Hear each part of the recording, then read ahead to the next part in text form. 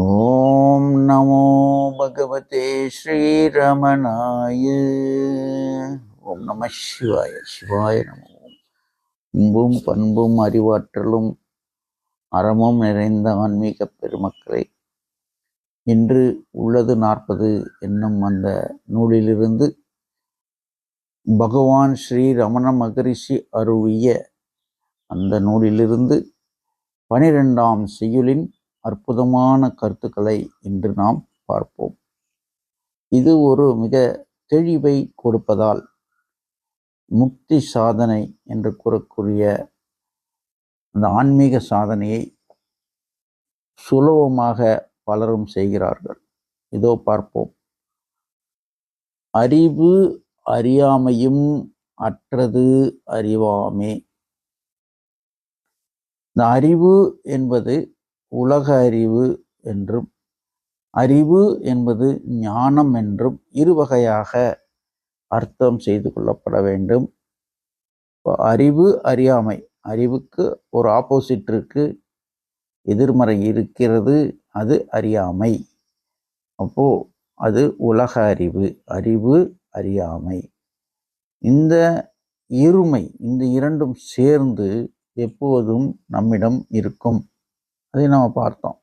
அறிவிருந்தால் அறியாமை இருக்கும். அறியாமை இருந்ததுனாலே அறிவு வருகிறது. ஆனால் அந்த அறிவு என்றுமே பூர்த்தியாகாத ஒரு அறிவாக இருப்பதால் அறியாமை மிகப்பெரியது.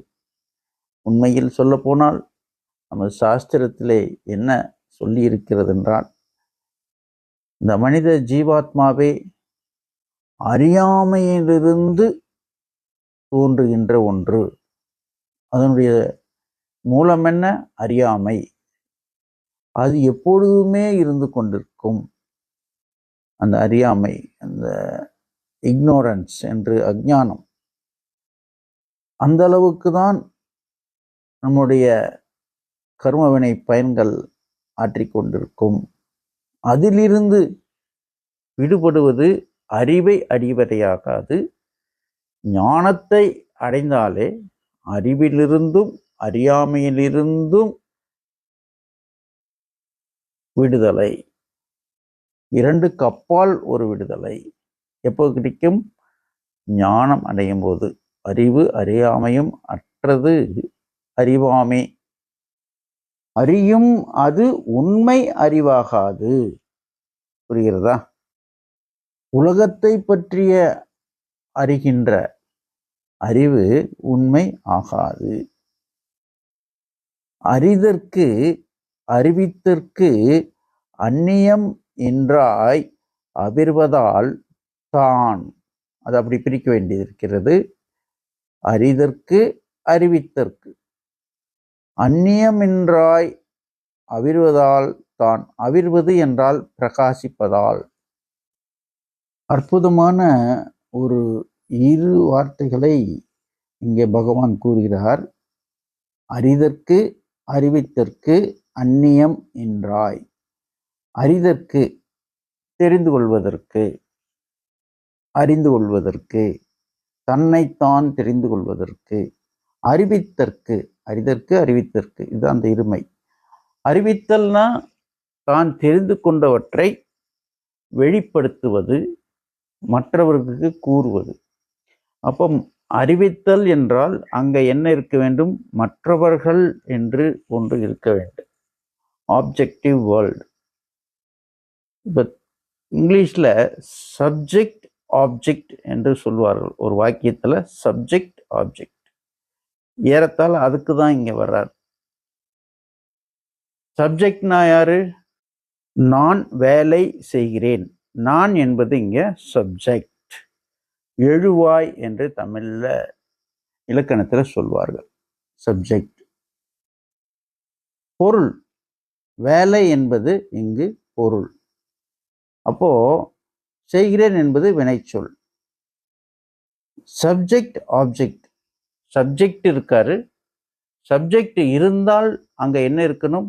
ஆப்போசிட்ல, எதிரிலே ஒரு ஆப்ஜெக்ட் இருந்தால்தான் அந்த வாக்கியம் சொல்ல முடியும். அப்போ சப்ஜெக்ட் ஆப்ஜெக்ட் என்பது இணைந்து வரக்கூடியது. இரண்டும் வேறு வேறு. சப்ஜெக்ட் நான், ஆப்ஜெக்ட் என்பது எதிரில் உள்ள பொருள். அப்போதுதான் கம்யூனிகேஷன், அறிவித்தல், கம்யூனிகேஷன் பாசிபிள். அந்நியம் என்றால் இந்த ரெண்டுக்குமே அந்நியம் இல்லை. அது ரெண்டுக்குமே அந்நியம் இல்லை அப்படின்னா என்ன சொல்ல வர்றாருன்னா, ஆப்ஜெக்ட் வேற சப்ஜெக்ட் வேற அல்ல. நான் வேறு, எனக்கு எதிரில் இருக்கக்கூடிய நபர்கள் வேறு வேறு அல்ல.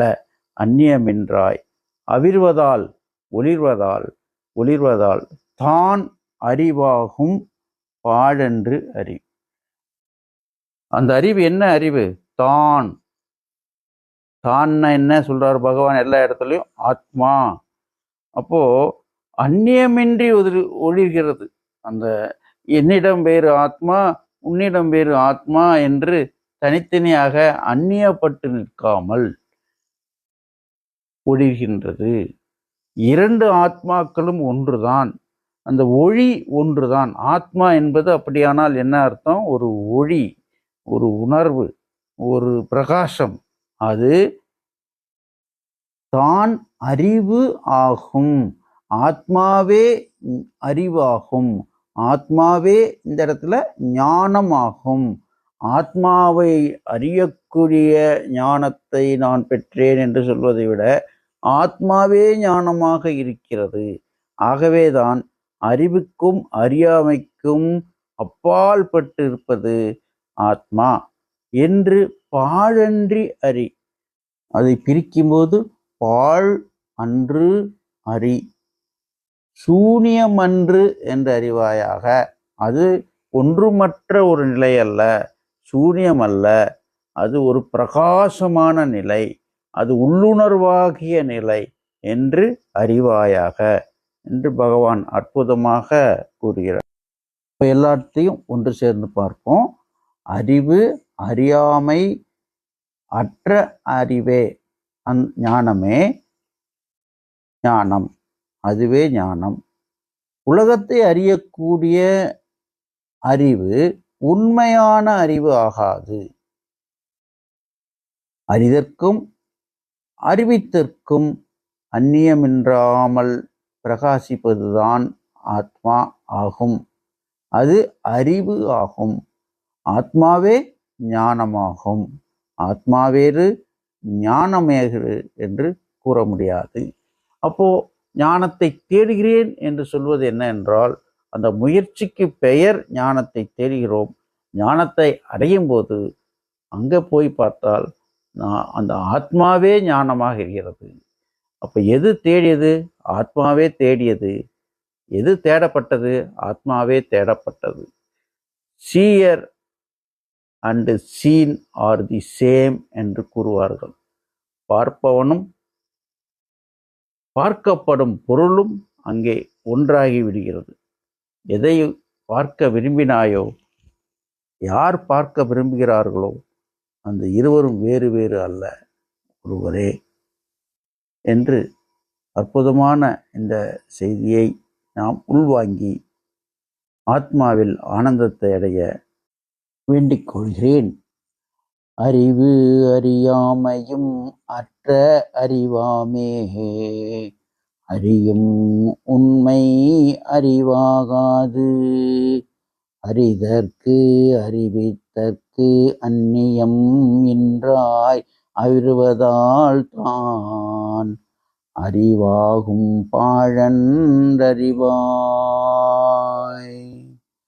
ஓம் நமோ பகவதே ஸ்ரீரமணாய.